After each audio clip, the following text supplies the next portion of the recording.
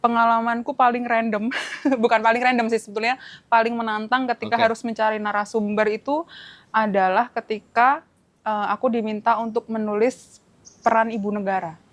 Peran ibu negara di era pemerintahan Jokowi yang ikut iya. mendukung. Karan. Bukan. Oke. Belum selesai Bang. Maaf. Aduh, Oke, lanjut. nggak tahan maaf. lagi ngomong. Iya. Jangan sebutkan kata itu, tolong jangan.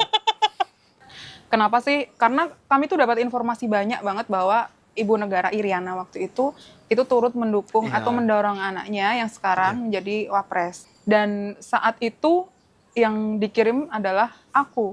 Kemudian itu berpikir keras tuh, gimana caranya bisa menembus keluarga Presiden Jokowi untuk ngomongin soal Bu Iriana. Iya loh, gitu. berat banget itu. Berat banget.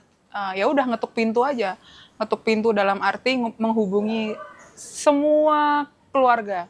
Oh, langsung Presiden ke keluarga Jokowi ya? langsung keluarga. Yang aku itu punya kontaknya. Dari satu narasumber ke narasumber yang lain, itu kemudian kayak snowballing gitu. Minta rekomendasi dan dia merekomendasikan ini itu dan segala macam. Serunya di situ ya? Serunya di situ. Kayak kerja detektif gitu ya? Kayak kerja detektif, dan kita kadang-kadang ketemu sama orang karena sensitif ya isunya, itu mereka nggak mau di tempat yang terbuka.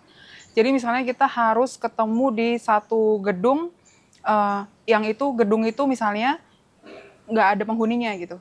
Atau kita harus ketemu di satu tempat yang private room. Enggak. Atau kadang-kadang mereka cuma ngasih kita kertas yang ada tulisannya, dititipin ke barista gitu, terus kita ngambil. Gitu. Jadi pernah ada kerja-kerja yang seperti itu gitu. Dan waktu itu ya untungnya dapat ya informasi, karena kami udah dapat informasi background itu tuh mungkin setahun belakangan sebelum berita itu terbit ya. Dan ternyata dari penelusuran itu kami menemukan bahwa ternyata keluarga Presiden Jokowi sendiri terpecah soal Gibran menjadi wapres saat itu gitu. Dan itulah yang kemudian terbit di Tempo.